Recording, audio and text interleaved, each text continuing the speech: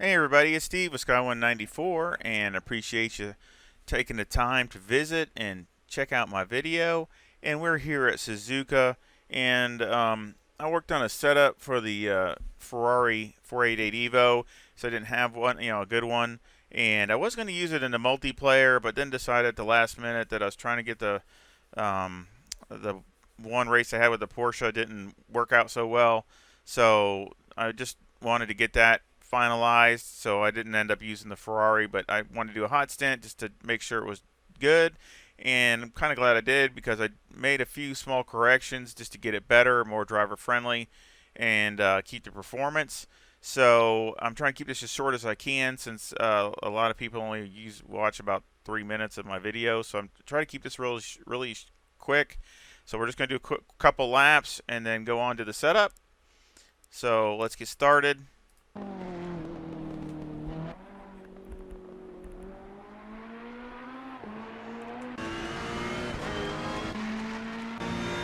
Inside the car here. Most of the marks are about the same as they are in the other GT3 cars. Right there past the driveway. Really solid through here.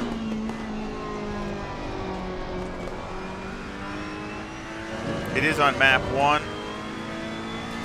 And I had did another stint where it was just, it didn't do as well because, it kind of wore out the tires. So I think I got a better balance now. Just changed the balance of the car up just a little bit.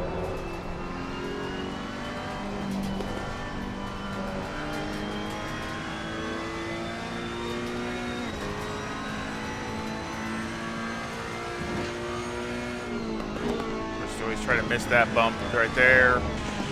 Try to hit this one. At least that's what I try to do. Just hit it a little bit.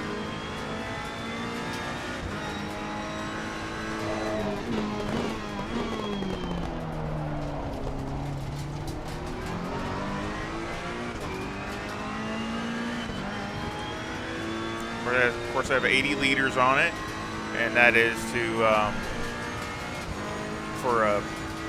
just like I do on all the cars. But really, if you keep it on map 1, it's probably have to be right around 80 to 82 liters, somewhere around there, I think, for a 45-minute race.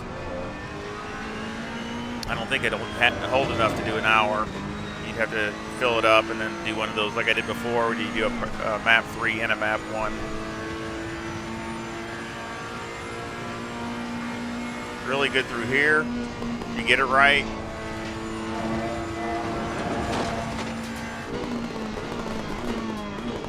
I try to miss this curb here. See, it throws you off a little bit if I barely touched it.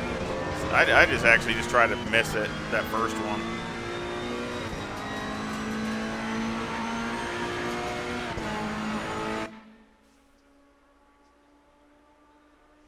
That's a 201.88.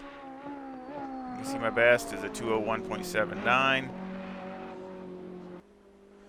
I ran faster than this in practice. I was running more like 201.6s with a full, not full, but with a 80 liter fuel load. Now, if you want to do map 3, it'll be a little bit easier on the tires. That's fine, and you can actually probably get away with running about 10 liters less.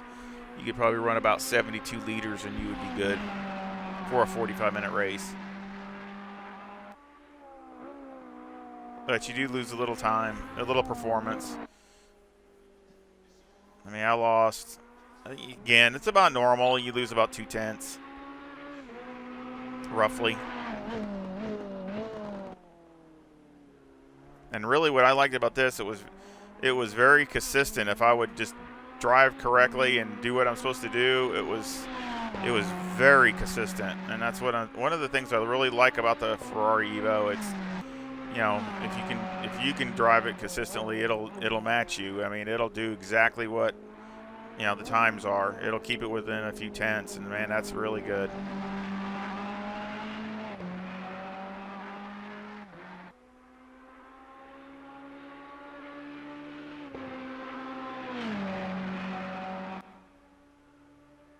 I mess up right here. I hit the grass, and I still made it. A lot of cars you would have wrecked.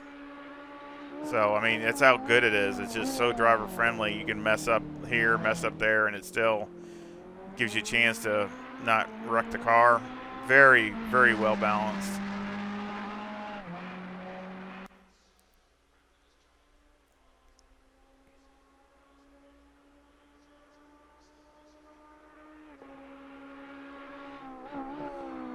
Just waiting for the time.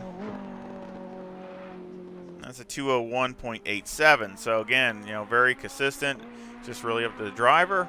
And that's near the end. There's only a few laps left, and we'll go over the timetables really quick. And those are the two I showed you there. 201.79 was the fast. A lot of 2.0s, 2.02.0s, low 2.021. I mean, look at that. I mean, they're just all of them. I mean, even the last lap was a 202.15. I mean, you're only talking like 3.5 tenths. I mean, this thing is really super consistent.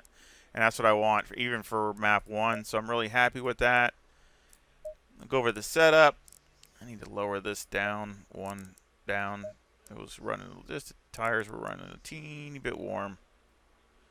So we got basically 26.1 all the way around, all four corners. The toe is negative 0.05 on the front, with the camber at negative 3.6 and the caster at 14. On the rear, the toe is 0.12 with the camber at negative 3.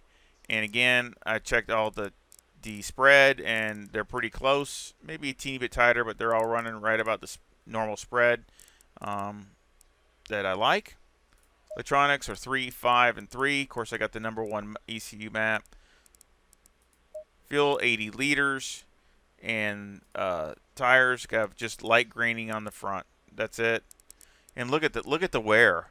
I mean, look at that. Exactly, front to rear is almost exact. I mean, that's really, really good as far as keeping the time. That's why it's so consistent, the car is. And it's just up to the driver, because that way they're wearing the same, so you're not going to have the fronts or the rears going off, so where you got the car either way understeering or way, oversteering and things like that. So that's really, really good. I like that. So you can definitely do a long stint with this. Mechanical, got 28 on the roll bar in the front, 57 on the brake bias, which is meant to go down to 56 at your discretion. Steering ratio is 14. Springs in the front are 151,000 with a bump stop rate of 1,000 and a bump stop range of 5. And then on the rear, the springs are 141,000 with a bump stop rate of 600 and a bump stop range of 35. The anti-roll bar is 5, and the preload on the diff is 60. The shocks on the front are 5, 4, 7, 6, and on the rear they're 5, 4, 6, 5. Aero got 59 in the front, 58 in the rear, with a 10 rear wing and a 3 in the brake ducts, and the front aero variation is a negative 0.8. So that is the setup, and of course I will leave a link to this setup in the description. And I also have a PayPal link down in the description also, if you want to help support the channel. I really would appreciate it. I want to thank the people that helped out this last week. Just want to say thank you very much. And I sure appreciate it. It is, I just can't say thank you enough. And I sure hope you give the channel a like at this video and subscribe if you haven't subscribed. And it would really make really would help out a lot, and I appreciate all your support, and I hope you come back and visit again real soon. Y'all take care. See ya.